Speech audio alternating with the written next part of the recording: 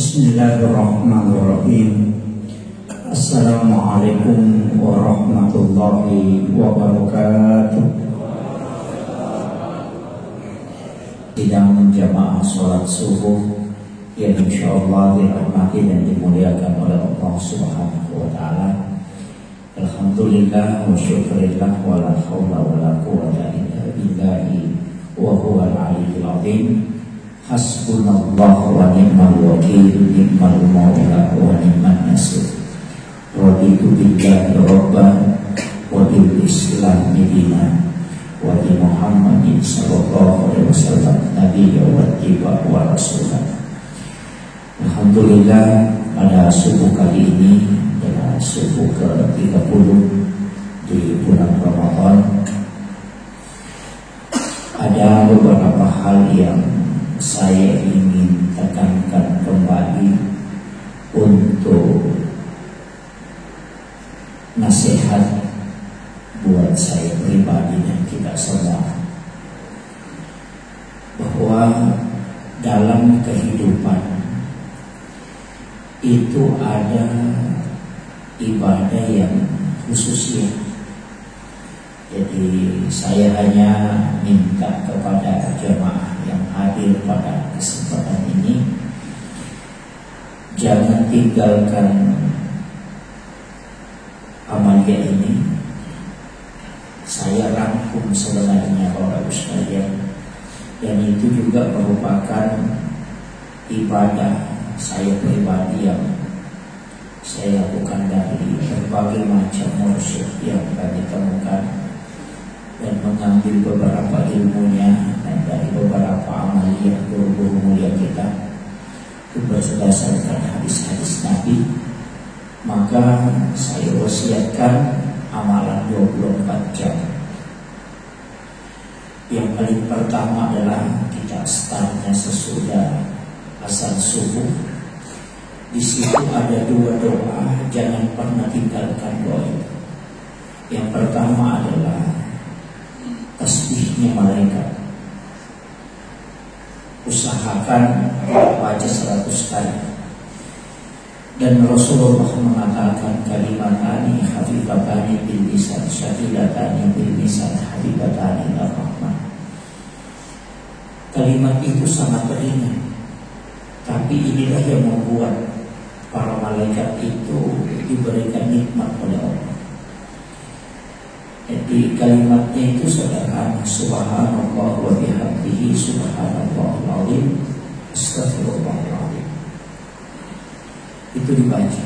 Namun untuk sebentar besok subuh, karena itu kan subuh lebaran, jangan baca dulu itu sebelum membaca la ilaha illallah wahdahu la syarikalah lahul mulku wa lahul hamdu yuhyi wa yumiitu wa ala kulli syai'in qadir. Itu dibaca 100 kali di waktu subuh. Jadi baca la ilaha illallah wahdahu la syarikalah lahul mulku wa lahul hamdu yuhyi wa yumiitu wa huwa ala kulli syai'in qadir. Itu 100 kali untuk besok. Apa manfaatnya? Orang yang membaca ini maka dia akan dibebaskan dari siksa kubur. Jadi itu dikhususkan ketika meninggal tahun ini. Itu doa yang sangat ringan sebenarnya. Sebenarnya doa ini itu dibaca pada 37 tempat. Saya pernah mengumpulkan semua hadis tentang doa ini. Yang saya kumpulkan, sempat kumpulkan, itu dibaca pada 37 tempat. Jadi itu la ilaha illallah wahdahu la syarikalah lahul mulku wa lahul hamdu yuhyi wa yumiitu wa ala kulli syai'in qadir. Itu khusus untuk hari lebaran. Jadi untuk 24 jam ini kita awali dari sebelum sholat subuh, sholat sunnah, sesudah sholat sunnah subuh kita baca itu subhanallah wa bihamdihi subhanallahul azim. Kalau kita mau menyempurnakan bisa ditambah istighfar. Jadi kita baca subhanallah wa bihamdihi Bagian tidak menambah istighfar tidak masalah. Cukup baca subhanallah bihamdihi subhanallah itu 100 kali. Kalau tidak sampai 100 kemudian masuk iqamah, nanti tidak sambung sesudah sholat subuh. Itu bisa disambung. Makanya sebenarnya yang paling bagus itu sesudah azan subuh itu waktu iqamah itu sedikit agak panjang. Mestinya minimal sebenarnya 15 menit sesudah azan subuh itu. Kenapa? Itu ada beberapa hal. Yang pertama, di situ doa paling mustajab. Dari semua antara waktu, yang paling istimewa itu adalah antara waktu azan dan iqamahnya salat subuh. Jadi makanya sedapat mungkin kalau bisa waktu sesudah. Cuma kadang-kala juga orang yang cepat datang itu merasa kenapa terlalu lama. Padahal sebenarnya di situ kita diminta untuk bermunajat kepada Allah. Bahkan Nabi sesudah sholat sunnah subuh itu dia balik. Saking lamanya waktu itu dikasih jeda. Disitulah Nabi balik. Istilahnya baliknya Rasulullah itu meletakkan tangannya di bawah pipinya. Kemudian disitulah dia betul-betul bertafakur kepada Allah Subhanahu wa Ta'ala. Karena di waktu subuh itu malaikat tidak akan pernah berhenti bertasbih. Ya, makanya di situ doa sangat mustajab. Cuma kadang-kadang orang tidak memanfaatkan itu. Cuma memang agak berat. Kadang juga kita ngantuk. Ketika masuk terlalu lama menunggu ya ngantuk. Itu kadang-kadang juga jadi masalah. Kemudian zikir yang kedua, usahakan juga jangan tinggalkan zikir itu. Ya Hayyu ya Qayyum, la ilaha illa anta subhanaka inni kuntu minadh dhalimin. Jangan tinggalkan zikir ini antara azan dan iqamah. Itu dibaca 40 kali, bukan 100. Itu hanya diamalkan sebanyak 40 kali. Jadi ya Hayyu ya Qayyum, la ilaha illa anta subhanaka inni kuntu minadh dhalimin. Ketika hari itu kita diwafatkan oleh Allah, tidak usah khawatir. Itu diberikan ampunan oleh Allah Subhanahu wa Ta'ala. Maka baca doa ini, zikir ini dengan khusyuk. Jadi ya Hayyu ya Qayyum, la ilaha illa anta subhanaka inni kuntu minadh dhalimin. Dalam disebutkan dalam satu risalah bahwa siapa yang membaca doa ini, maka ada 7.000 malaikat yang akan mendampingi dia pada hari itu. Itu keistimewaan.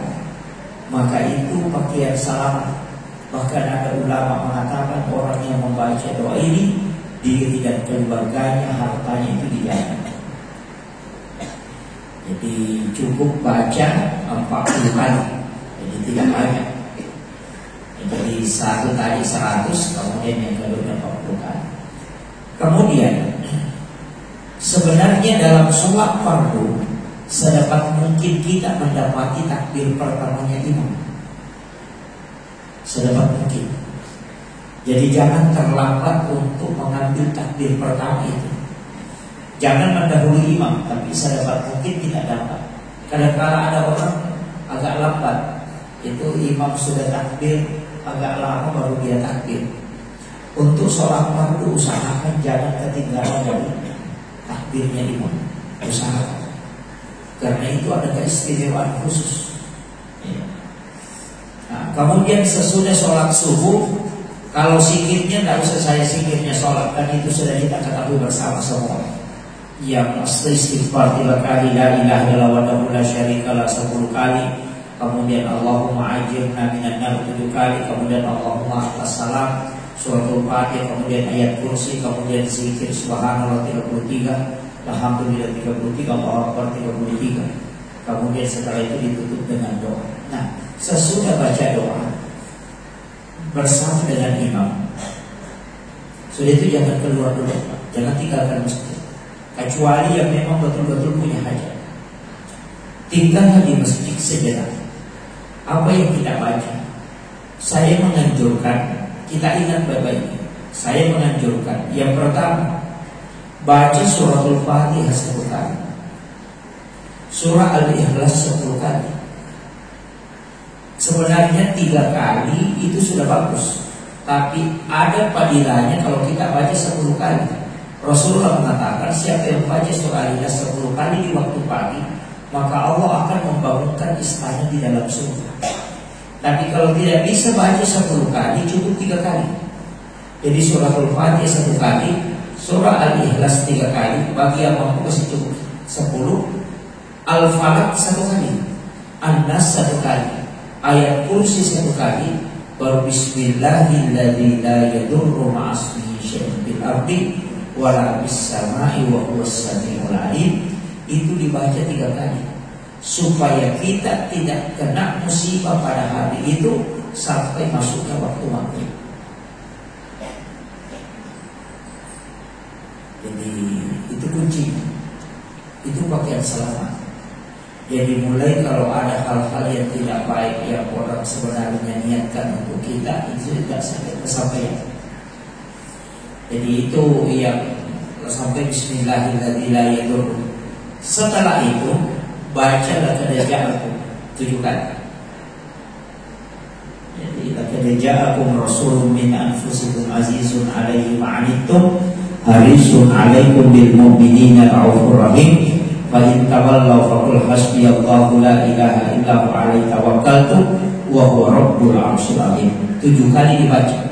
Baru baca 3 kali hasbunallahu wa ni'mal wakil, ni'mal maula wa ni'man nasir. Paling sempurnanya baca 7 kali. Kalau tidak mampu 3 kali, tidak mampu 7 kali, cukup 3 kali. Kalau tidak mampu 7 kali. Tapi yang sempurna itu hasbunallahu wa ni'mal wakil, ni'mal maula wa ni'man nasir. Ini doanya Nabiullah Ibrahim alaihissalam ketika dia dilemparkan masuk ke dalam api. Jadi bukan qulna ya narukuni bardan wa salaman ala Ibrahim. Itu bukan. Doanya Nabi Ibrahim inilah yang dibaca Nabi Ibrahim sehingga Allah menyuruh api itu menjadi dingin. Dan dingin yang menyelamatkan. Jadi banyak orang keliru itu. Tentang apa doanya Nabi Ibrahim ketika dilemparkan masuk ke dalam api, dia mengatakan qulna ya narukuni bardan wa salaman. Oh bukan. Itu Allah yang kasih tahu api, wahai api engkau dingin. Dan dingin yang memberikan keselamatan kepada Nabi Allah Ibrahim alaihissalam.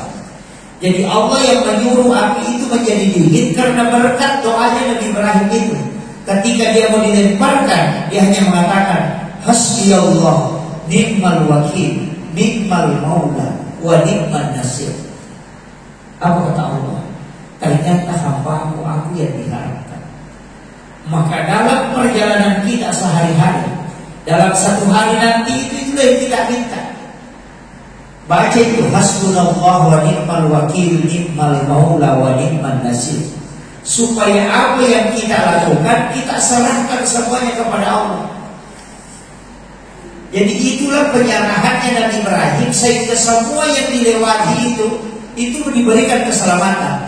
Makanya ulama kita mengatakan siapa yang membaca 7 kali di waktu pagi ini sebelum dia melakukan aktivitas apapun dia hadapi, maka Allah akan rubah itu menjadi rahmat ketika dia menjadi kesusahan. Istilahnya apa? Ketika ada yang mencoba untuk memberikan masalah apa, maka Allah yang akan menjadi penolong pertama di situ. Jadi jadikan Allah sebagai wakilmu. Makanya disebutkan hasbi Allah. Jadi tadi dihafal ini tuh, ya, tidak panjang doanya. Jadi itu wirid yang saya memang dikasih oleh ulama kami dan itu yang saya amalkan. Terus terang, sesudah sholat subuh yang saya amalkan. Itu saya paling merasa tersiksa kalau tidak jalan. Makanya kalau ceramah begini itu tidak jalan. Nanti biasa sudah ceramah baru baca. Kadang kalau tidak sempat saya pindahkan ke duhur. Artinya pindahkan wirid itu begitu Pak. Ketika ada kegiatan yang menghalangi kita untuk membacanya, maka nanti ada kesempatan baru baca. Kadang-kadang saya kumpul itu.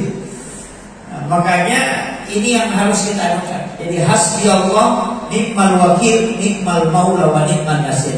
Kalau jamak hasbunallah wa ni'mal wakil, ni'mal maula wa ni'mal nasir, wala haula wala quwwata illa billahi wa huwal aliyyul. Kemudian baca raditu billahi rabban wa bil islami dinan wa bi Muhammadin nabiyya wa rasulah. Itu 7 kali supaya nanti kalau Rasulullah yang menuntun kita masuk ke dalam surga. Rasulullah berwasiat, siapa di antara umatku yang membaca kalimat ini 7 kali. Di riwayat yang lain mengatakan 3 kali, tapi saya mengambil yang 7 kali untuk lebih sempurna. Siapa yang membaca 7 kali kata Nabi, maka aku yang akan menggandeng tangannya masuk ke dalam surga dan dia akan mendapatkan syafaatku. Itu janji Nabi. Jadi raditu billahi rabban wa bil islami dinan wa bi Muhammadin nabiyya wa rasulah. Kemudian baca 3 kali wa may yattaqillaha yaj'al lahu makhraja wa yarzuqhu min haitsu la yahtasib wa may yatawakkal 'ala Allah fa huwa hasbuh innallaha balighu amri qad ja'alallahu likulli syai'in qadara.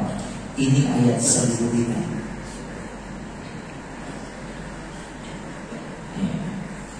Jadi dibaca 3 kali. Usahakan wa may yattaqillaha yaj'al lahu makhraja. Sebenarnya ayat ini kalau mau baca 1000 dalam sehari. Tapi saya yakin agak berat kalau sering. Kecuali banyak dulu itu biasanya jual, banyak dulu bisa pakai tas di tangan itu. Umayyatillah ya Allah makhraja wa yarzuqhu min haitsu la yahtasib wa tawakkalullah wa subhanahu wa ta'ala bi kulli syai'in qadara. Kemudian setelah itu baca bismillahi ala nafsi wa mali wa ahli. Bismillahi masyaallah la quwwata illa billah. Oh, ini ada 2 kalimat ini. Jadi bismillahi ala nafsi wa mali wa ahli, supaya diri kita, anak-anak kita dan istri, keluarga kita itu tidak ada yang mengganggu. Tidak ada orang yang mengamalkan ini keluarganya selingkuh, insyaallah. Karena itu kita titip sama Allah. Bismillahi ala nafsi, dengan namamu ya Allah aku mohon keberkahan, baik itu perlindungan maupun keselamatan diriku, wa mali dan hartaku, wa ahli dan keluargaku. Bismillahi masyaallah la quwwata illa billah. Itu dibaca 7 kali.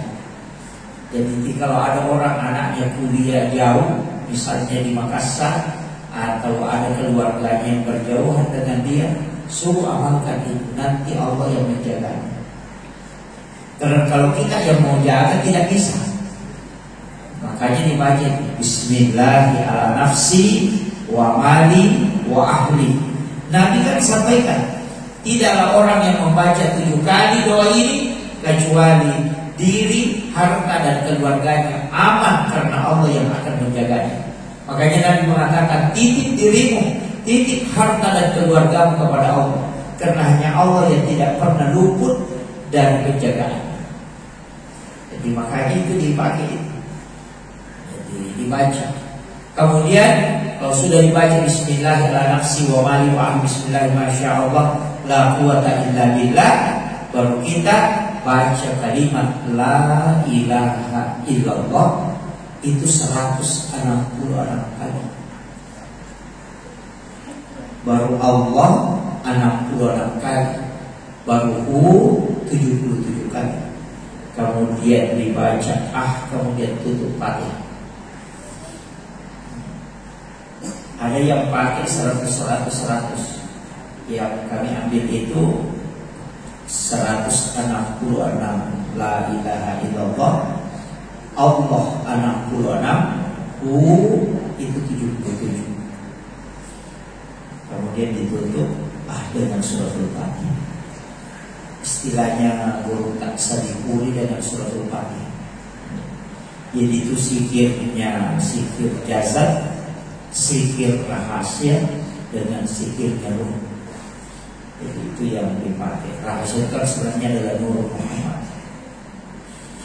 Kemudian kalau sudah itu kita mau baca surah apa? Ada yang baca kadang-kala baca surah Ar-Rahman supaya diberikan ketenangan. Ada yang baca suratul Waqiah supaya rezekinya dicukupkan. Ada yang baca suratul Mulk Tabaraka supaya dia diberikan ketenangan dan juga dimudahkan rezekinya. Dan orang yang membaca suratul Mulk dalam keadaan ada wudhu itu terjaga dari terpelihara dari azab kubur. Dan juga jasadnya dijaga. Orang yang senantiasa membaca suratul Mulk itu tidak akan termakan panas jasadnya. Itu akan betul. Jadi tinggal dirapikan 6 surah itu dibaca nanti. Surah Yasin, Ar-Rahman, Suratul Kahfi, kemudian Tuhan, kemudian baca Al-Mulk Tabaraka dengan Al-Waqiah. Jadi itu yang kalau kita tidak bisa baca 6-6-nya ya tinggal pilih yang mana kita mau baca. Iya. Kemudian kalau tidak mestinya kan kita mengaji Pak. Dalam satu hari mestinya mengaji. Usahakan ada bacaan Al-Quran. Tapi kalau tidak bisa, saya wasiatkan ke imam. Ini juga penting. Karena imam kita di sini kan habis Quran kan. Itu paling enak. Kita mestinya hatamkan Quran di sini. Bagaimana caranya? Jadi untuk 3 sholat maghrib, sholat isya, dan sholat subuh, itu bacaan surahnya diruntut, bacaan ayatnya. Jadi alif lam mim ayat pertama dibaca terus sampai nanti hatam. Jadi kita itu datang berjamaah itu bisa hatam Quran. Jadi dibaca terus saja, tidak usah balik-balik. Pokoknya dibaca berrentet. Jadi misalnya sholat maghrib pertama dibaca alif lam mim sampai huruf muflihun. Rakaat kedua dibaca lagi 10 ayat atau 5 ayat. Nanti sholat isya disambung lagi. Sholat subuh disambung lagi. Besoknya maghrib sambung terus. Itu sampai hatam. Jadi orang datang sholat berjamaah itu sekaligus menghatamkan Al-Quran. Jadi jamaahnya misalnya tinggal 6 bulan, 7 bulan atau 1 tahun, itu Al-Qurannya. Kalau mau hatam, adakan acara syukuran. Bisa sembelih kambing, patung-patungan, kemudian doa khusus. Kalau Bapak bisa hatamkan Al-Quran dalam sholat, itu setara dengan 10 kali dihatamkan di luar sholat. Makanya ada masjid itu di Sidrap, itu di Masjid Pancasila Narutedo, itu sudah berapa kali hatam itu. Itu enaknya kalau habis Quran. Kalau bukan habis ya kulhu saja. Itu bagus Pak. Sebenarnya kita kasih jalan itu supaya jamaah juga terikat. Rugi kalau tidak datang. Waduh, ketinggalan kita kalau tidak datang. Itu begitu. Jadi itu cara membuat juga jamaah supaya dia punya semangat. Harus ke sana sholat berjamaah. Karena nanti tidak hatam Qur'annya. Ini berlanjut. Ya. Itu enaknya kalau habis Quran jadi imam Pak. Apalagi imam kita mungkin baca itu luar biasa. Ya. Jadi dia aja dikasih tahu aja bahwa jamaah kita mulai dari misalnya start sesudah lebaran kita akan start. Jadi tapi tidak usah duhur asar, tidak usah pakai karena tidak kedengaran. Jadi gitu. Jadi yang maghrib aja, maghrib, isya, kemudian subuh itu dipakai. Nanti kalau mau hatam jangan kasih hatam dulu.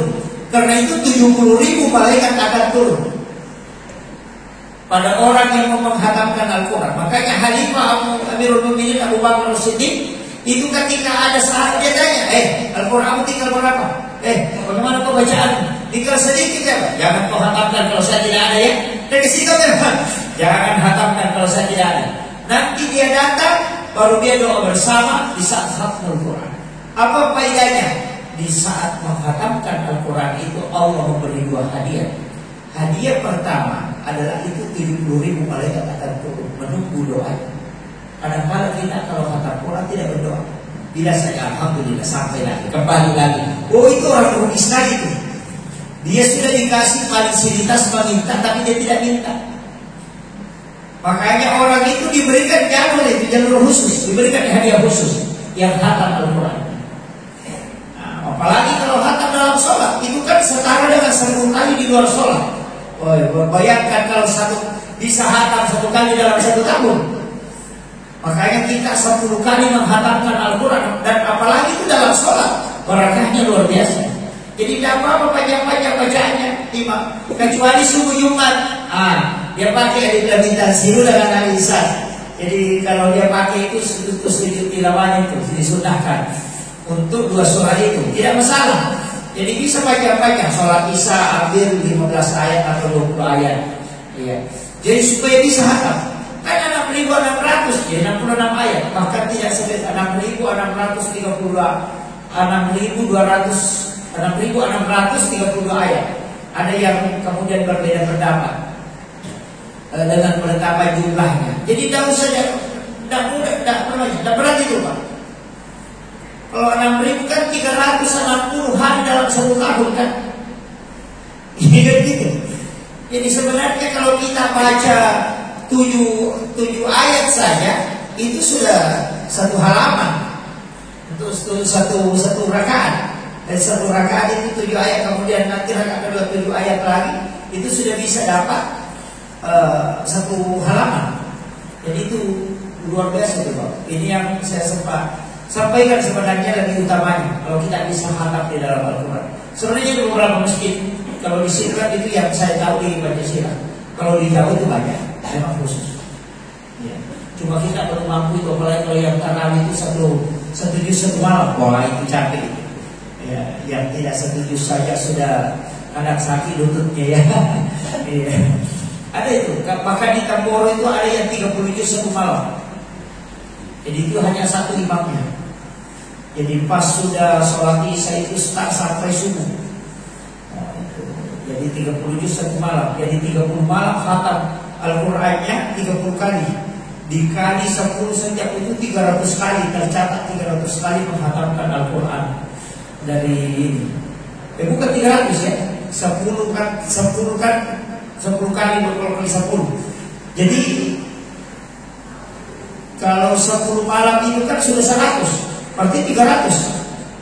Itu sama dengan 300 khatam Quran. Nah, makanya kalau kita tidak bisa khatam saja dengan 10, pokoknya makanya imam-imam dulu itu pokoknya rakaat kedua Allah subhanahu jadi bulan ruku lagi itu ya. Ya kalau di Tambor itu banyak yang seperti itu. Kemudian sudah membaca la ilaha illallah, sudah tadi membaca surah. Sebenarnya kita mestinya itu menunggu sampai waktu suruh. Saya kasih nasihat sederhana. Jangan mencari rezeki bagi penjual ya. Jangan mencari rezeki, jangan keluar tinggalkan masjid sebelum tanah itu kelihatan. Nanti tanah itu kelihatan. Ayat itu Pak tidak akan turun ke tanah kecuali tanah itu kelihatan. Paling takut ayat itu turun kalau tanah belum kelihatan. Itu sebenarnya pesan untuk kita. Ikuti ayat. Ikuti ayat dalam mencari rezeki. Dan berhentilah mencari rezeki di saat ayat itu sudah naik. Makanya ayat itu belum gelap, itu turun matahari dia sudah naik. Dan ayat itu kapan dia bunyi? Itu sekitar jam 1 malam dia pasti bunyi. Karena itu dia melihat malaikat yang turun di sepertiga malam itu. Makanya Nabi mengatakan ketika engkau mendengarkan ayat jantan berbunyi maka berdoa, karena sesungguhnya dia bisa melihat malaikat. Kapan lagi ayat itu bunyi? Itu sekitar jam 4 subuh. Karena itu malaikat penjaga siang itu sudah turun di waktu sahar. Dan ayat itu tidak mau turun kalau dia malaikat belum kembali. Itu selama malaikat masih ada dia tinggal di situ. Tapi coba lihat, ayat itu anaknya 10 satu kali jadi, tapi makan semua baru naik. Dan itu rezekinya ayat itu saja balik. Dijamin itu. Kita cuma punya satu anak 3 tahun lagi baru lahir, kadang paling susah. Iya, makanya ikuti ayam. Makanya Nabi kan mengatakan ketika ayam jantan berkokok berbunyi, itu bisa berdoa karena dia bisa melihat malaikat. Kebalikannya kalau anjing menggonggong itu minta perlindungan karena sesungguhnya anjing itu bisa melihat jin. Makanya kalau ada orang lewat digonggong sama anjing itu setan gitu. Kelihatan itu setan gitu. Karena kita kan punya jin, Pak. Jin kita itu kan bayangan. Isi bayangan itu kan jin. Itu namanya jin kadir. Dan setiap orang yang meninggal itu kan ikut itu. Makanya yang biasa bolak-balik pulang ke rumah itu jin kadir, bukan ruhnya. Jangan katakan ruhnya yang kembali. Oh bukan, itu jin kadir. Biasa ada orang sudah meninggal, kemudian kayak ada orang naik di tangga. Bahkan kayak dia rasa ada orang jalan, tapi dia buka tidak ada. Bahkan kadang mengetuk. Itu jikari kan? Itu karena kesalahan ketika memakamkan orang. Ketika orang memasukkan ke dalam lahat, dia tidak kasih miring jenazahnya ketika dia memasukkan. Itu jikarinya tidak ikut. Makanya dari situlah kenapa dikasih miring memang sebelum masuk ke lahat. Jadi jangan kasih menghadap ke atas begini. Karena ada orang kadang itu nanti di dalam lahat, nanti di dalam lubang kuburan baru dikasih miring. Oh jangan, kasih miring memang baru dikasih masuk supaya jikarinya itu. Itu aja kunci. Kalau saya itu perhatikan betul Pak, kalau pergi ke kuburan orang makam kadang kalau dia tidak kasih miring, saya itu pasti terakhir pulang. Nanti ambil tanah, bacakan inna sallahu itu di bagian kepala, kemudian saya letakkan, kemudian ambil di bagian pusarnya, bacakan inna sallahu, baru kasih kembali, bacakan lagi di bagian kakinya, baru pulang. Itu supaya jin karinya itu tidak mengganggu keluarga. Biasa orang meninggal itu masih kadang kita lihat jalan. Ada biasa itu sudah meninggal kenapa ada yang jalan, itu jin kari bukan rohnya. Tapi kalau dukun pasti bisa, pasti bila begini. Oh, berdialamu re. Messi itu manggil mati. Mereka kan gitu. Padahal itu jin kari. Jin kari itu adalah isinya bayangan. Orang kalau Pantareka itu mengatakan laborong, karena itu bisa dipakai orang. Ilmu jarak jauh itu bisa dipakai. Saya pernah pelajari ilmunya sampai keluar, dan itu biasa dipakai orang mencuri. Saya pernah pelajari, tapi tidak usah pelajari. Itu caranya mengeluarkan itu cukup dipukul 1 lidi. Saya pernah sampai tidak tidur 2 minggu itu. Untuk ada ulama kiai di Jawa itu yang bisa memandikan saya, kemudian bisa memberikan ketupatan. Makanya ada beberapa orang itu sudah belajar itu bisa mengetahui itu jarak jauh. Kayak ada di TV itu yang orang menelpon saja bisa dia tahu penyakitnya, itu kena jikari. Ada. Tapi tidak usah belajar. Orang yang bisa jalan di atas air juga itu pakai jikari. Saya pernah pelajari cuma 3 kali dites, 3 kali juga tenggelam. Kayaknya pulang, nggak lolos. Berat itu, berat sekali. Saya terus terang angkat tangan itu. Saya 3 kali dites. Itu ilmu yang bisa berjalan di atas air. Banyak dulu tadi lalu pulang, karena pelajari itu tidak ada gunanya. Banyak di perahu. Oh ya, saya pulang itu. Kemudian untuk sesudah sholat duhur itu kan nanti berlanjut sholat suruh, bagian tidak sholat suruh, sholat duha. Kalau sholat duha tidak bisa di masjid, bawa pulang ke rumah. Cuma suruh itu mestinya di masjid, tidak bisa dibawa pulang kalau sholat sunnah suruh. Kalau sholat sunnah duha itu dikerjakan di rumah. Usahakan pisahkan Pak kalau mau ambil barakah. Duha di awal itu sekitar 15 menit sebelum jam 7. Atau sekitar jam 7 kita kerjakan sholat sunnah duha di awal waktu. Itu cukup 2 rakaat. Surah yang dibaca surah ayat kursi 10 kali di rakaat pertama. Nanti rakaat kedua surah ayat 10 kali. Itu hadis dari Anas bin Malik dan itu hadis marfu. Siapa yang melakukan kata Nabi sholat ini duha ini 2 rakaat dengan bacaan surahnya itu tadi, pasti dia dirahmati oleh Allah Subhanahu wa Ta'ala. Makanya saya sering sampaikan, laksanakan sholat ini walau hanya sekali seumur hidup. supaya kita punya sholat yang memang dirahmati oleh Allah. Orang tua bilang begini, namun siti bisa pajamu aku menasami masih. Nah itu maksud. Diusahakan kalau mendapat rahmat hari itu lakukan. Itu duha 2 rakaat, tapi dia awal waktu. Tapi jangan ditambah 2 rakaat saja, berhenti dulu kalau sudah. Jangan langsung ambil lagi, tidak. Itu dipisah sekitar 1 jam. Nah, kalau mau ambil yang paling utama, ambil ujungnya. Nanti jam 10 baru duha. Jam 10 itu menjadi sholat sunat awabin. Itu setara dengan sholat 12 tahun lamanya, dan diampuni dosa selama 50 tahun. Tapi niatnya tetap sholatnya duha. Cuma duha di akhir waktu itu jam 10 itu ke atas, maka dia menjadi awabin. Nah, itu kedudukannya. Jadi kalau bisa ambil, kalau tidak bisa jam 9 kerjakan. Jadi pakai itu 2 rakaat obat tulang, sedekahnya tubuh, 4 rakaat tidak akan miskin, 6 rakaat akan masuk surga melalui 50 hari.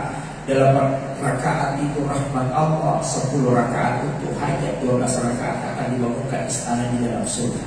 Kita barang kita kerjakan, karena maksimal itu 12 kalau ulama hadis, kalau ulama fikih maksimal 8. Itu bila kan surahnya sembarang.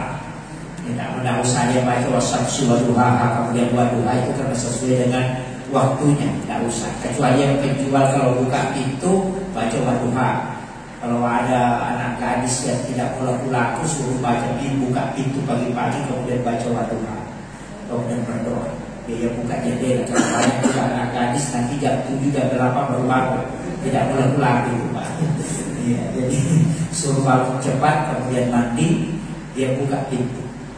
Nah cuma kalau buka pintu Pak usahakan jangan kena hawa pertama. Jadi kalau buka pintu itu menyamping. Kalau buka begini biarkan hembusan angin pertama itu masuk, jangan kita kena. Karena itu rihil ahmad. Biasa itu rihil ahmad. Itu yang banyak orang kena stroke. Kadang langsung giring. Ya, itu rihil ahmad. Kecuali kita baca ketika buka itu baru kita baca Allahumma inni a'udzubika minar rihil ahmari wadamil aswadi wada'il akbari. Kemudian kita buka itu insyaallah kita.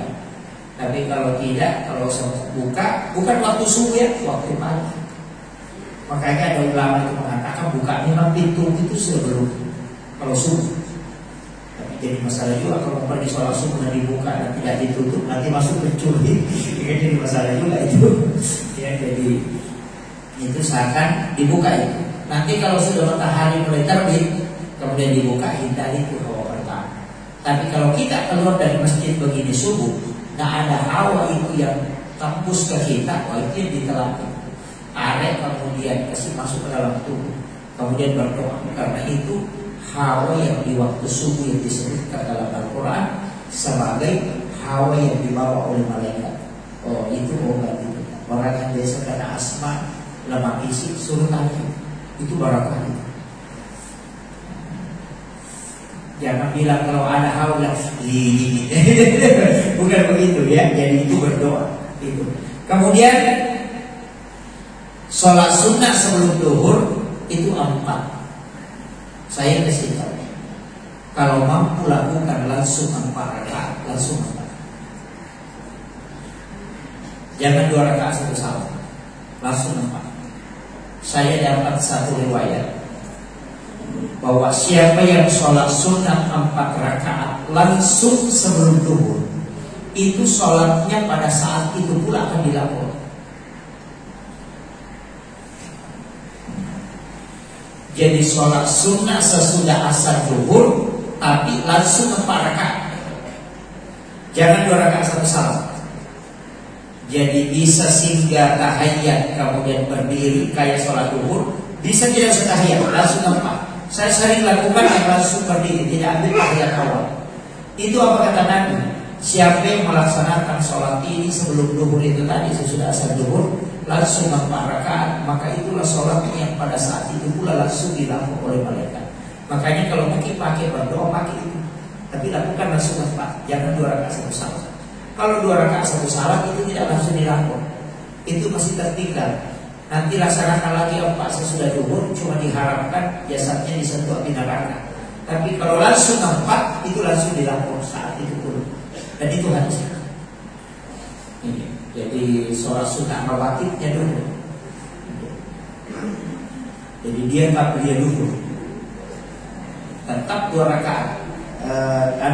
Tetap langsung ambil 4. Tidak ada tahiyat awal. Langsung 4. Bagi yang mau ambil tahiyat awal silahkan. Tapi bagi yang mau langsung silahkan. Saya selalu pakai yang langsung. Karena guru kami itu mengajarkan bila langsung. Jadi saya kalau punya hajat khusus di situ saya minta. Karena di saat itu kalau yang lain kan habis dan hari Senin baru dilapor. Kalau itu langsung. Ya saya langsung sering pakai itu. Khusus berdoa. Kalau mau dipakai berdoa. Kemudian 4 rakaat yang sudah duhur itu 2 rakaat salat, 2 rakaat salat. Jangan langsung 4. Yang sebelumnya saja langsung 4. Itu kalau bisa laksanakan lama. Pokoknya kasih lama itu. Bacaan surahnya kasih sampai 80 ayat dibaca. Rukuknya juga kasih lama. Supaya kenapa? Kita didoakan oleh malaikat. Itu disebutkan 70.000 malaikat menjadi makmum di belakangnya. Cuma ini agak berat Pak. Kalau ini yang dibaca, dia mengatakan lebih lama daripada sholat dulu. Kemudian sebelum asar 4 rakaat dirumahkan. Itu Rasulullah mengatakan siapa yang sholat 4 rakaat sebelum asar, maka itu sama dengan melaksanakan ibadah umrah sekali. Kalau mampu lakukan itu 2 rakaat salat, 2 rakaat 1 salat, itu masna namanya 2 rakaat salat. Itu 4 rakaat sebelum asar. Itu dari rumah kadang, bukan muakkad ya, tapi dari rumah kadang. Tapi pagi lagi itu sama dengan umrah 1 kali kadang. Sesudah asar tak. Sebelum maghrib, solu qabla maghrib itu diulang 3 kali baru Nabi mengatakan di maksya bagi yang mau. Jadi sholat sunnah sebelum maghrib itu boleh dilakukan bagi yang mau. Yang tidak mau tidak usah. Makanya kalau masih ada jeda boleh melaksanakan sholat. Karena Nabi ulang sampai 3 kali. Sallu qabla al-maghrib, sallu qabla al-maghrib, sallu qabla al-maghrib mansya. Tapi zikir sesudah Jumat atau sesudah Zuhur ada itu. Bagi la ilaha illallahul malikul haqqul mubin Muhammadur Rasulullah shadiqul wa'il amin. Itu simak Ka'bah. Itu di pintu Ka'bah itu tertulis Pak. Itu kan kain yang terbelah di Ka'bah itu. Di situ ada la ilaha illallahul malikul haqqul mubin baru Muhammadur Rasulullah shadiqul wa'il amin. Itu 470 ulama berkumpul baru menetapkan tulisan itu di pintu Ka'bah. Hafal 4 tulisannya. Tapi cuma 1 saya kasih tahu. Kenapa itu? Hafal itu semua. Orang yang menghafal itu pasti. Makanya kalau orang pergi darah suci kemudian tawakkul kondisi dia angkat tangannya begini. Baru dia baca itu di salah tangan. Kemudian dia hisap, kemudian usapkan ke muka. Berdoa, tidak akan meninggal orang itu kecuali dia kembali akan mengusap itu. Itu doa yang paling istimewa itu kalau tawakkul itu ketika dilihat itu kan. Cuma banyak orang tidak pakai. Itu karena tidak tahu ya. Makanya saya kasih tahu. Tapi kalau berdoa Pak jangan bilang ada orang berdoa ya Allah jangan kau ambil nyawa aku kecuali saya sudah punya pergi saat Baitullah, pergi silaturahmi, pergi melihat Baitullah. Nanti kalau pulang dari situ malaikat kau bilang siap-siap aku bos sekali berdoa. Karena juga orang itu kalau berdoa ada yang paling parah ya Allah suamiku ini selalu jalan tidak mau tinggal di rumah. Dia berdoa ya Allah suamiku saya mohon sampai besok tinggal di rumah tidak kemana-mana. Karena stroke suaminya tidak kemana-mana betul gitu. Karena doa istrinya. Makanya hati-hati juga kalau berdoa. Nanti salah-salah doa itu. Karena dia biasa begitu. Berdoa dan bilang, bagi suamiku jalan terus. Berdoa nih, ya Allah, bagaimana supaya suamiku bisa tinggal di rumah. Tinggal betul itu. Karena stroke, karena kalau tidak kena stroke, tidak tinggal. Begitu.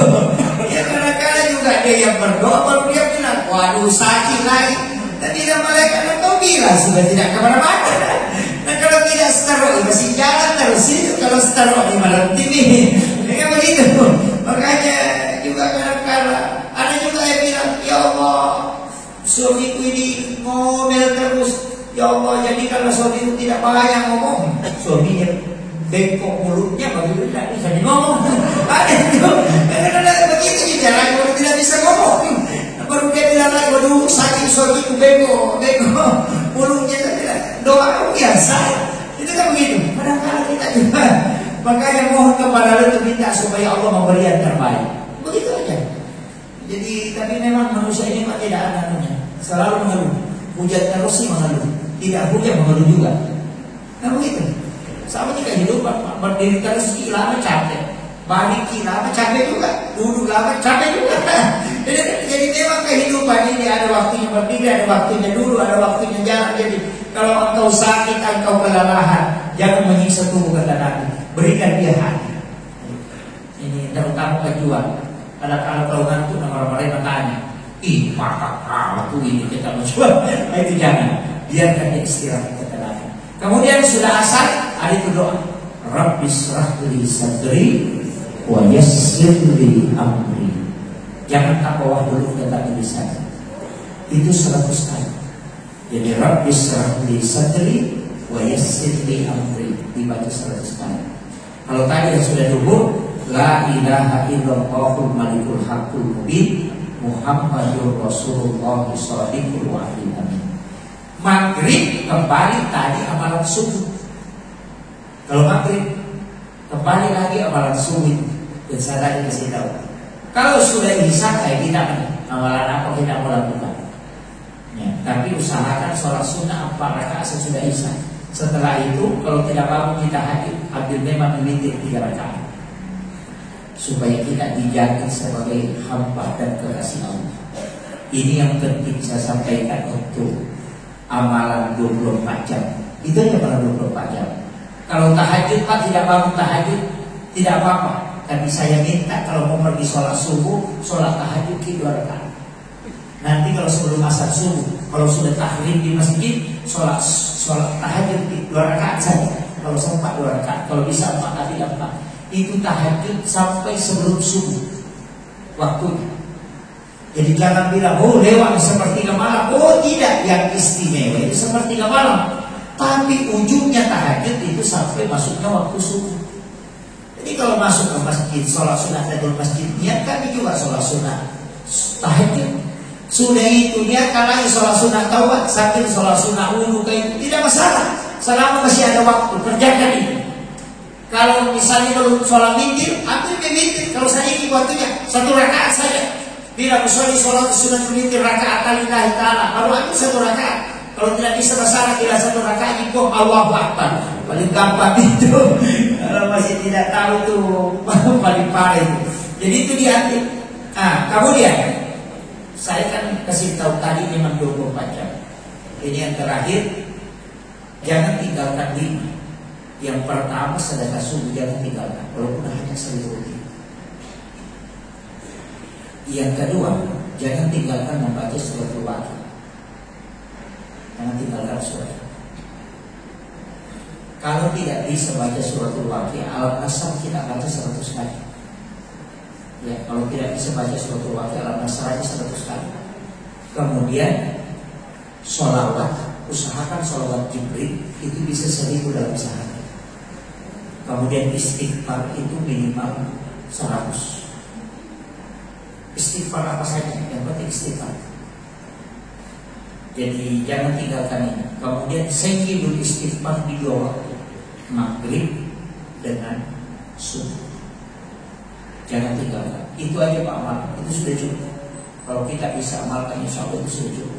Untuk diri, keluarga dan harta itu sudah cukup. Dunia akhirat itu sudah cukup. Itu aja yang paling mudah. Jadi kenapa sedekah subuh saya bukan sedekah malam, bukan sedekah siang, bukan sedekah maghrib, tidak. Khusus sedekah subuh. Karena sedekah ini yang khusus didoakan oleh malaikat. Itu 2 kelompok malaikat mendoakan. Itu kecil. Biar 2.000 rupiah. Yang penting sedekah subuh. Kalau tidak sempat sedekah subuh karena lupa, pokoknya usahakan ada sedekah kita hari ini. Kalau menjual tugas menjual atau bikin usaha, setiap rezeki pertama ambil sebagian di situ baru sedekahkan. Itu yang bilang orang Buddhis mula balik. Biasanya mula balik dari 4 bulan ya sedekah. Ya, tapi jangan usah semua. Jangan bilang semua yang masuk tuh makasih Pak dulu. Itu juta tuh. Iya. Cukup ambil misalnya 5.000, 2.000 yang rezeki pertama. Kasih tahu memang rezeki yang telah kau berikan yang pertama ya Allah saya kembalikan kepada. Tidak ada orang yang bangkrut usaha dan biar orang bakar tidak punya tempat itu tidak terbakar. Itu amalan sederhana yang dipakai Nabi Ibrahim sebenarnya. Setiap mau makan dia sedekahkan makan sehingga dia dibakar 40 hari tidak terbakar. Api tidak mau membakar. Kayak orang setiap rezeki pertamanya itu dia sedekahkan itu tolak pula betul itu. Dia buka pantat, mau merontak, mau mencuri itu pusai sendiri ke dalam masjid. Itu saking hebatnya itu sedekah rezeki pertama. Cuma mereka bisa paham. Nah, kok tengah penasihat kan? Mula malu nasa dapat dipakai. Sebenarnya kenapa orang tua dulu itu melipat supaya takut kalau membutuhkan. Nah, takut kalau membutuhkan dia salah mengambil nanti makanya dia tandai dan menolak kota supaya nanti ke masjid baru dia bawa. Cuma ini kok tidak pegang nasa bola baru. Tidak pada bapak nanti kalau dukun. Jadi ini yang penting saya sampaikan, mudah-mudahan ada hikmahnya. Ada yang mau bertanya? Oh iya.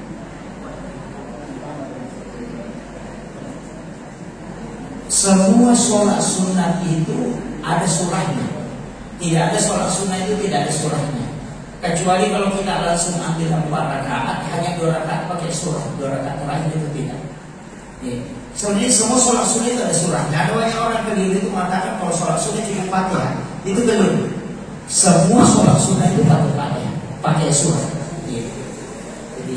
Jadi kalau anunya Pak, surahnya sembarang. Ada silakan.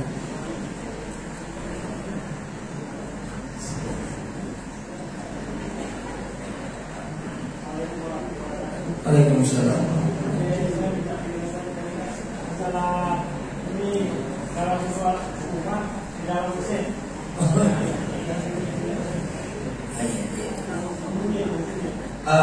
Rumah atau kamar mana atau kamar? Oh iya.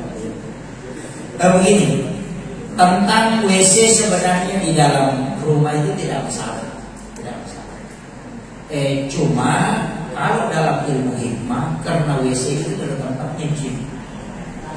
Nah, ketika kita simpan di dalam kamar itu kan jadi masalah. Bukan masalah bahwa itu berdosa tidak, tapi itu pasti mengganggu. Karena penyakit itu tidak ada yang menular kecuali jin yang menyebabkan. Karena kadang orang itu susah tidur itu karena jin WC itu yang bolak-balik ke kamar. Kan kalau kita baca Allahumma inni a'udzubika minal khubuthi wal khaba'is, ketika masuk ke dalam WC jinnya pasti keluar. Dia lari ke mana? Pasti ke kamar. Gitu karena WC-nya di dalam kamar kan. Nah itu makanya ada ulama mengatakan harus hati-hati, makanya kuncinya itu tutup aja Pak. Masuk tutup keluar tutup. Jangan biarkan pintu WC itu terbuka di dalam kamar. Jadi itu aja. Jadi banyak sebenarnya dampak negatifnya. Walaupun kan tidak ada najis di situ karena kotorannya kan keluar jauh. Ya sama WC dulu. WC dulu kan di sini juga banyak yang perlu dibawa. Kalau sekarang kan ada. Bahkan dipastikan bahwa di situ tidak ada najis. Tapi karena tempatnya itu di tempat izin, makanya itulah yang kadang orang terganggu. Karena tidak bisa tidur karena ini karena di sini bercampur. Saya kira itu aja yang iya.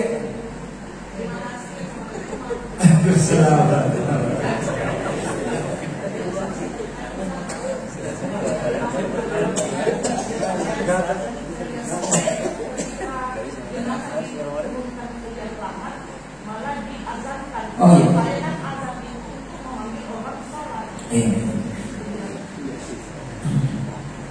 Gini, tentang mengazankan jenazah ketika memasukkan ke dalam lahat itu 2 versi. Versi pertama bahwa setiap perpindahan alam itu orang diazankan. Ketika dari alam rahim ke alam dunia itu diazankan. Dari alam dunia kemudian ke alam kubur itu diazankan. Nanti juga orang dibangkitkan itu dengan diazankan. Jadi ada yang berpendapat seperti itu sehingga dia pakai itu kaidah itu dia pakai. Kemudian yang kedua, memang ada hadis Rasulullah mengatakan, dan itu hadis sahih, siapa yang bersamaan dimasukkan ke dalam lahat kemudian azan dikumandangkan, maka jenazah itu dibebaskan dari azab kubur. Tapi masalah hadis ini itu dipertentangkan. Ada yang mengatakan yang dimaksud hadis ini Rasulullah adalah ketika bersamaan jenazah dimasukkan, azan waktu sholat itu dikumandangkan. Jadi bukan azan di kuburan. Paham maksud saya? Jadi misalnya pas dimasukkan ke dalam lahat langsung orang azan zuhur, itulah jenazah yang diringankan azabnya. Karena bersamaan dengan azan dan dimasukkannya ke dalam lahat. Itu yang dipahami sehingga dia mengatakan kalau ada jenazah dimasukkan ke dalam lahat kemudian orang azan, maka itu dibebaskan dari azab kubur. Sehingga dia azan, padahal yang dimaksud hadis itu adalah azan waktu sholat, bukan mengazani ketika di kuburan. Dari situ perbedaannya. Makanya ulama kita berbeda pendapat di situ. Jadi tapi saya tidak melarang itu kalau azan, iya. Karena azan itu 5 fungsinya. Yang pertama mengingatkan, yang kedua mengusir jin. Makanya orang yang pindah rumah baru itu azan. Orang yang kena kerasukan itu diazani supaya jinnya keluar. Makanya kalau tukang azan itu, ya tukang azan ya, jangan nanti. Makanya kalau mau sholat usahakan azan. Kalau mau sholat di rumah azan. Kalau tidak azan cukup iqamah. Karena ada pesan Nabi, siapa yang tidak melakukan salah satu dari keduanya, maka dia sholat bersama syaitan. Itu bahayanya. Kalau perempuan cukup iqamah, tidak usah azan. Kalau laki-laki sebaiknya azan. Azan baru kita iqamah. Dan pahalanya azan juga itu luar biasa. Jadi azan itu bukan memanggil orang saja, tapi itu untuk mengusir jin. Yang kedua itu mendatangkan keberkahan. Jadi itu kuncinya. Jangan bilang azan ini nanti di masjid. Oh tidak. Kalau mau sholat di rumah azan, kalau tidak bisa iqamat aja. Jadi kalau kebetulan tidak ke masjid sholat duhur, ya di rumah kita iqamat. Cukup baca Allahu Rasulullah la ilaha illallah supaya kita tidak sholat bersama syaitan. Jadi itu pasti tergantung itu kalau orang tidak melakukan salah satunya. Saya kira itu Bu ya. Ada, saya baca ini ada apa yang dimaksud batun sepajangnya. Oh ini saya tahu. Iya, kalau batun sepajang saya tahu. Apa pula yang dimaksud dua tempat sarang terutama lesan? Kalau ini kan sebenarnya begini, dua tempat sarang itu kan Allah dan Rasulnya. Terutama lesan itu atanya ya akan tempat lori tuannya. Sebenarnya begini, dalam tarekat itu kan ada 5 dua tempat sarang terutama lesan. Ada 5 itu kalimat. Termasuk ini Pak. Kalau kita takbir itu kan ini 2 jari ini tidak dipisahkan. Itu gitu. Kemudian 3 ini. Makanya 2 masalah itu terutama termasuk dipakai. Kemudian dipakai juga itu dalam at-tahiyyatul mubarakatuh shalawatullahi wa assalamu alayka ayyuhan nabi wa rahmatullahi wa barakatuh. Baru assalamu alayna, kemudian wa ala ibadillahi sholihin. Di situ Allah dan Rasulnya itu dia nasalah. Tapi terpacu wa assalamu alayna, terpacunya ini orang nasab maka ada 2 masalah terutama lesan. Ada juga pakai itu yang A-I-U, itu si kiri pemulaan.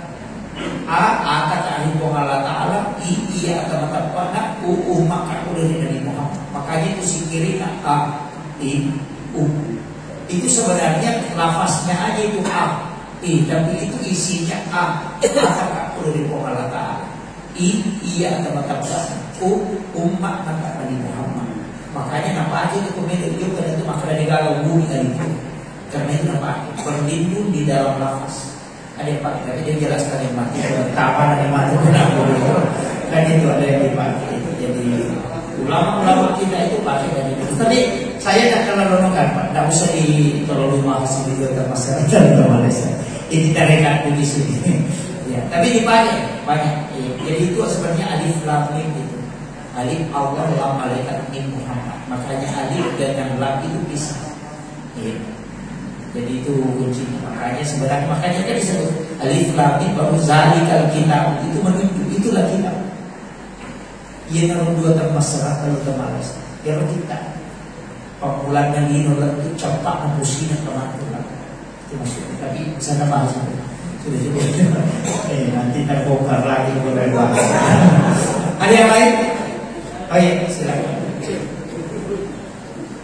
Langsung dari saya semua orang yang berkepentingan kita adalah MHM tadi pernah mengatakannya, dia seorang budayawan dan agama juga pernah mengatakan bahwa ini status malaikat dalam menjalankan tugasnya sama dengan suatu kementerian. Kita begini bekas kalau dia. Contoh tugas malaikat laut.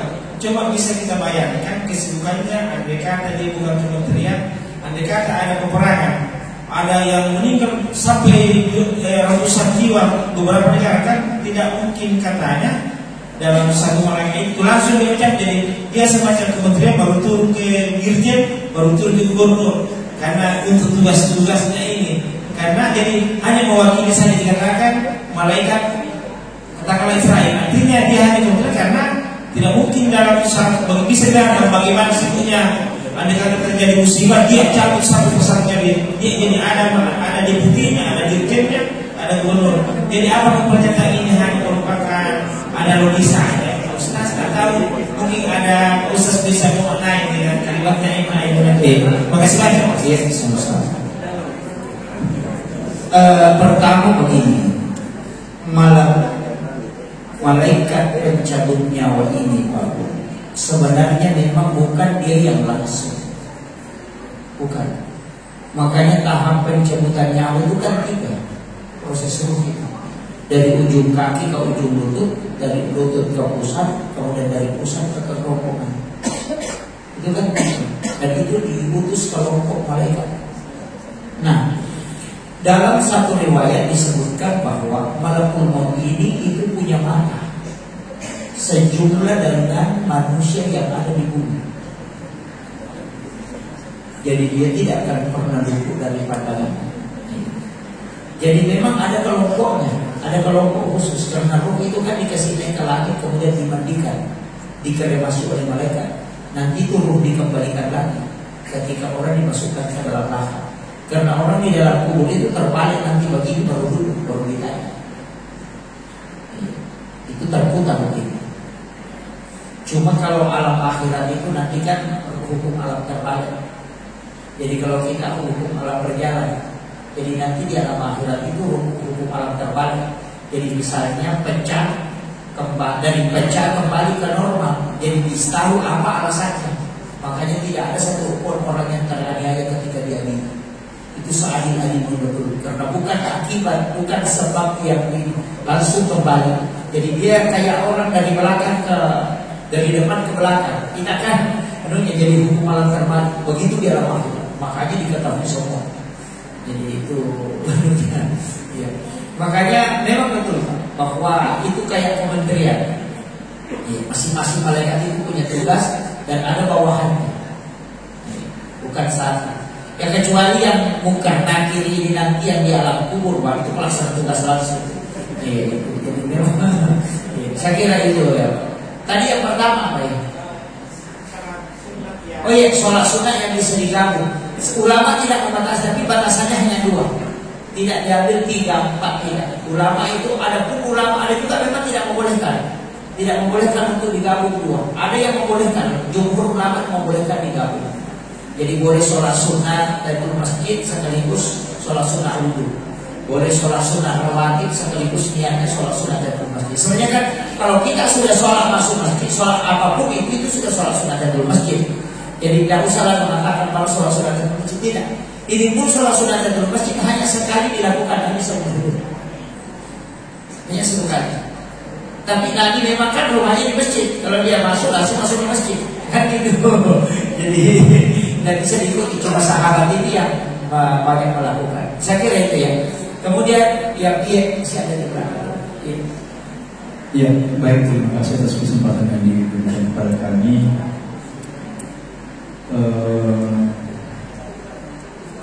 Yang kami ingin sampaikan pada kesempatan ini adalah ketika bulan Ramadan tiba, Pak Ustaz, terkadang di beberapa tempat kita ini waktu salat Isya itu digeser, ya, dengan alasan agar supaya waktu agak sedikit banyak untuk kemudian menyampaikan amalia-amalia Ramadan. Seperti misalnya panitia masjid menyampaikan hal-hal yang ini kita berjamaah. Ya. Sementara kita ketahui bahwa salah satu kesempurnaan salat adalah salat tepat pada waktu. Jadi kalau kita tinjau dalam perspektif salat sebagai tiang agama, kira-kira seperti apa? Meskipun kita ketahui bahwa salat Isya itu punya waktu yang cukup panjang. Jadi misalnya waktu awalnya kadang biasa dilaksanakan pada jam 7.30, tapi dengan alasan misalnya panitia masjid ingin mendapatkan waktu yang cukup banyak sehingga digeser ke pukul 20 tepat. Sementara yang kita harapkan tentunya ya kita ingin melaksanakan ibadah dengan mendapatkan pahala yang maksimal. Pertanyaannya yang kedua, apakah tidak mengurangi dari pahala waktu yang semestinya kita melaksanakan salat itu tepat waktu, tapi kemudian digeser pada pukul 20 misalnya. Meskipun sekali lagi bahwa kita ketahui waktu salat Isya itu waktunya cukup panjang. Terima kasih. Itu ya.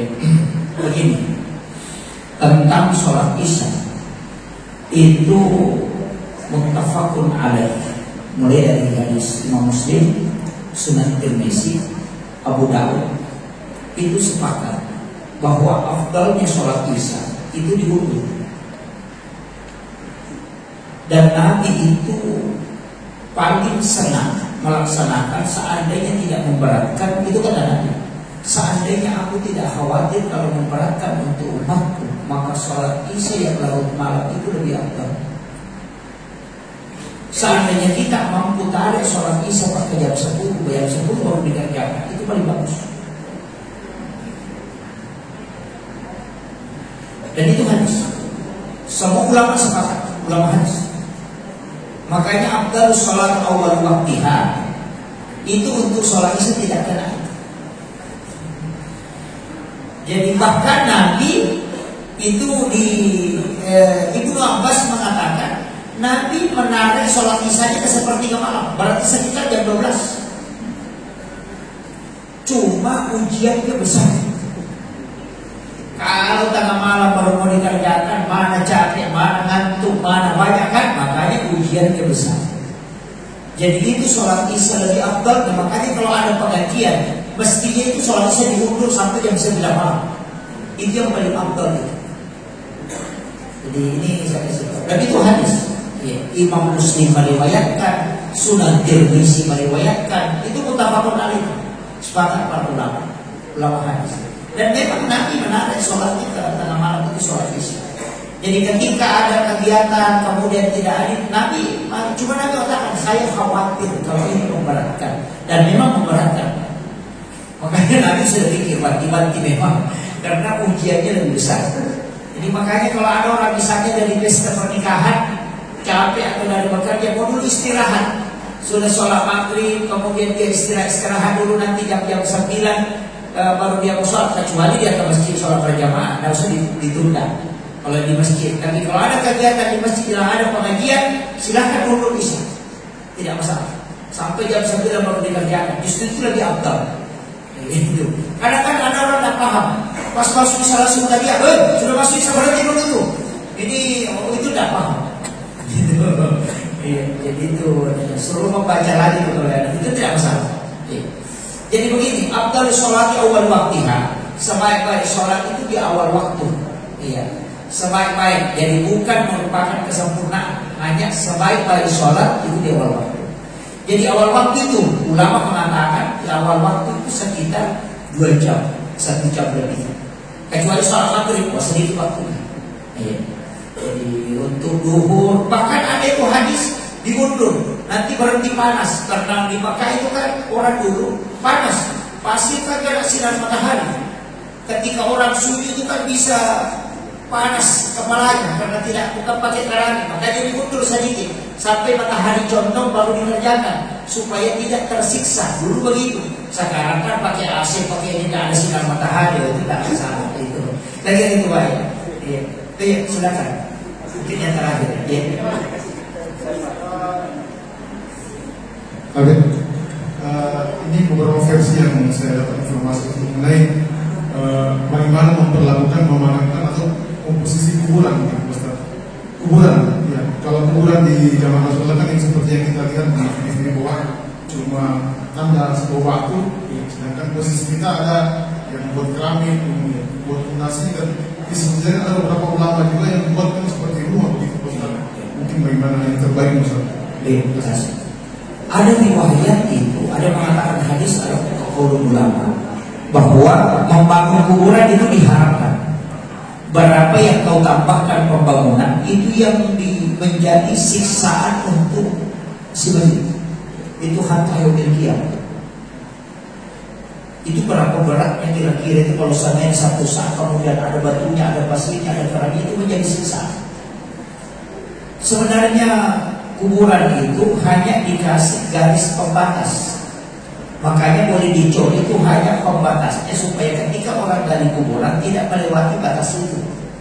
Ya, itu sebenarnya dihormati jenazah untuk menghargai supaya dia tidak orang menggali sembarang. Makanya dikasihlah garis pembatas di pinggirnya. Makanya itu kayak di kuburan Ma'la itu kan begitu. Nah, kalau di Ma'la itu kan batu kuburan itu kan begini berdiri, ada yang baring begitu. Kalau yang baring baru digali itu. Tapi kalau sudah berdiri bagi berarti sudah digali. Ya. Karena ada Pak, kalau sudah digali itu sudah utuh, dikasih berdiri tuh batunya begini. Dan itu pasti wali. Kalau dia baring begini baru digali. 7 bulan itu digali kasih tidak, dikasih keluar karena tidak ada siksaan kubur di dalam kota Mekah. Makanya itu dikasih keluar dari tanah haram. Jadi itu jenazah di situ digali dipindahkan, makanya tidak bisa berperan itu. Jadi jangan bilang kalau orang meninggal disimpan di situ, simpan terus, tidak. Itu setiap 7 bulan digali, dipindahkan. Itu dibawa dalam mobil jenazah dikeluarkan dari kota haram, kemudian dimakamkan. Tapi kalau dia digali kemudian diperiksa, itu masih utuh, tidak berminyak mukanya, tidak ada perubahan, berarti dia adalah wali dan itu disimpan, kemudian dikasih berdiri batunya. Nah, itu makanya kayak kuburannya kayak di Menusuba itu sudah dikasih berdiri batunya, tidak dikasih baring, karena itu sudah diperiksa bahwa ini memang wali Allah. Jadi itu warnanya. Jadi memang harus ditahu juga ya. Jadi itu tidak boleh membangun. Kalau saya jangan hindari. Bahkan ada riwayat mengatakan batu lisan itu tidak boleh melewati batas lutut orang dewasa. Karena nanti jalan kalau keluar itu dia cabut. Kemudian mengambil jin ini dan ini akan mengkafirkan keluarga. Itu bahaya. Jadi makanya saya sampaikan kalau kuburan jangan diadukan Pak, cukup biasa aja. Kecuali kuburan para wali yang dijaga itu dia kasih tembok di pinggirnya supaya orang tidak masuk ke situ mengambil tanah, mengambil airnya supaya dihadirkan kemusyrikan. Cukup dengan ziarah. Yang pasti penutup itu tidak masalah. Ya, dia bukan memuliakan kuburannya, tapi kadang-kadang itu hanya membatasi. Ya. Tapi kalau saya kan beda itu, beda sebenarnya begini. Pandangan ulama itu yang mengambil barakah. Barakah itu bukan kemusyrikan. Barakah itu sebenarnya adalah doa. Jadi kalau yang tidak sepakat dengan itu, semua barakah itu dianggap musyrik. Nah, itu. Jadi itu susahnya kalau beda kaidah. Ya. Kalau sudah datang sholat subuh itu tidak lepas iman, itu sudah buat imannya. Saya sendiri itu dalam pandangan tarekat, bukan dalam pandangan ulama hadis dan ulama fikih. Begini, saya kenapa mengatakan itu dulu saya tidak sepakat itu, tapi ketika ikut ngaji tasawuf baru sepakat. Betul juga ya. Kenapa begini? Kenapa kau selalu datang sembunyi-sembunyi supaya tidak ingin dilihat orang? Ketika ada ibadah yang kau lakukan tidak mau dilihat orang, Allah kan maha melihat. Berarti ibadahmu ketika tidak mau dilihat orang, berarti ibadahmu terpengaruh dengan orang. Ketika ada ibadah itu terpengaruh dengan orang, itu riya atau syirik? Kan gitu. Jadi coba, sama ini kenapa sholat sembunyi-sembunyi? Nah mata Allah kan di mana-mana. Wa huwa ma'akum aina ma kuntum. Di mana kau juga hadapkan wajahmu, di situ ada Dia. Dia selalu bersamamu. Dia meliputi segala sesuatu. Masa kau sembunyi? Kalau kau sembunyi tidak seperti jadi lihat orang, berarti ibadahmu untuk orang, bukan untuk Allah. Karena kalau Allah yang kau mau sembunyikan, tidak mungkin kau sembunyi dari Allah. Bahkan di dalam kalbumu pun Dia akan tahu. Ini tidak usah sembunyi. Sedekah kasih lihat saja. Kalau sembunyi sedekah seperti jadi lihat orang, berarti sedekahmu untuk orang, bukan untuk Allah. Nah Allah malah melihat. Makanya ulama dulu itu menghitung uangnya di atas meja. Tidak terpengaruh karena dia bilang semua dilihat oleh Allah. Nah biasa menghitung dalam kamar dan lihat juga Allah. Tapi dia hitung di sini di luar kan begitu. Jadi jangan mengatakan orang yang nampak sedekahnya itu dia yang sembunyi-sembunyi tidak dia. Oh justru dia sembunyi itu. Kenapa kau sembunyikan? Berarti ibadahmu bukan untuk Allah. Bahkan jangan bilang, jangan banyak-banyak sedekah, nanti bilang orang ayo mau ini karena banyak sekali sedekah. Berarti sedekah itu bukan untuk Allah, itu untuk manusia. Karena terpengaruh dengan pandangan manusia. Itu kan dalam tarekat begitu. Jadi tidak salah itu. Jadi memang cuma mau dikasih pemahaman bahwa kau sembunyi pun tidak sembunyi, semuanya dilihat oleh Allah. Tidak usah sembunyikan. Pokoknya hitung uang ini 1 juta. Tidak apa-apa karena sudah terikat hatinya dengan Allah. Apapun saya lakukan untuk Allah saja. Manusia tidak ada urusan. Kau mau bilang apa saya tidak ada urusan. Nah, cuma nanti ada namanya masuk adab. Dalam satu kampung itu ada adab namanya. Makanya al-qul. Itu lain lagi itu. Jadi dia, jadi tidak apa-apa pun sembunyi-sembunyi, tapi jangan kasih sembunyi. Allah kan maha tahu. Tidak usah kau sembunyi. Pokoknya kasih dia sangat masuk begini kan. Yang penting hati itu tetap teguh istiqamah di Allah. Itu penting. Itu maksud saya. Nah, orang yang riya itu kan musyrik. Karena riya sebenarnya itu musyrik karena ibadahnya bukan untuk Allah, itu ibadahnya untuk makhluk. Cuma dia masuk dalam musyrik kecil, bukan syirik besar. Nah, makanya Nabi mengatakan saya khawatir dengan umatku dalam kesyirikan kecil. Karena kesyirikan besar itu bisa menghindar, menyembah patung tidak mungkin. Tapi yang kecil-kecil itu, imam ketika takbir Allahu Akbar, didengar karena bagus suaranya, wah. Nanti dia kemudian itu mana? Kenapa kau jadi imam itu? Untuk ya Allah. Allah mengatakan, jasablah kau berbohong. Kau memperbaiki suaramu karena supaya makmum jamaahmu mengatakan kau bagus bacaan. Itu tidak ada untuknya. Oh itu parah. Pencerahan juga begitu. Iya. Kau datang begini hanya karena butuh ini bukan karena makanya menatap kalbu itu sebelum berangkat untuk menunaikan sesuatu berat. Makanya ada juga orang kadang sembunyi-sembunyi itu tidak ada supaya karena takut ada. Begitu ya Bu. Jadi jangan bilang mati bagi kita ini musyrik sembunyi-sembunyi ada tingkatan masing-masing. Tapi melatih diri untuk dimanapun engkau berada pasti Allah melihat. Tidak usah hitung perhitungan manusia. Manusia itu tidak ada selesainya. Pokoknya ngomong terus itu. Ini penutup ya. Luqmanul Hakim pernah bilang, mau kau galiai kan? Semua yang kau kerjakan pasti disalahkan orang. Apapun yang kau lakukan. Dan bilang itu untak kau ambil, kita tarik sama-sama. Dia tarik, dia buat jalan dan burung mulia bersini. Dia tarik, ketemu orang burung mulia dan bilang, orang burung sekali. Masa tidak jadi untanya? Masa jalan, anaknya kasih jalan, dia jalan, padahal untanya besar. Naik ke situ, anak ke situ anaknya, nak salah kita karena jalan. Ayo kita naik sama-sama. Sekalinya naik sama-sama sampai di Madinah dan dia orang bilang, waduh orang tua tidak kebalas kasihannya sama binatang. Masa bertua dan berat sekali itu. Masih saja kalau enak kedua itu maka tahan. Kurangnya anak turun binatang lalu berat disalahkan karena dua-dua ini. Kau yang tarik dia bisa di atas.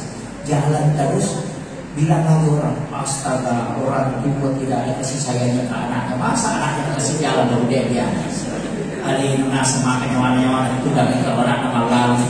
Kemudian anak itu tapi nak neneknya ya bapak salih itu ya sih. mentre lalu suku kampung asal atau nggak kau kalau punya nyawa anak madorakan anak pala ngangkuk anak bali nanya semakanya nyawa dan tuh ure anak pada mentre dua kina sale deh mentre sale si cedek mentre sale ide pasi sadio tai deh berada di kampung asal situ satu tahu jangan dia lah jadi tidak ada memang kalau manusia yang kita mau dengarkan tidak ada benar. Itu kuncinya dan itu dibuktikan Luqman lagi. Akhir kalam, Allahumma bihi Assalamualaikum warahmatullahi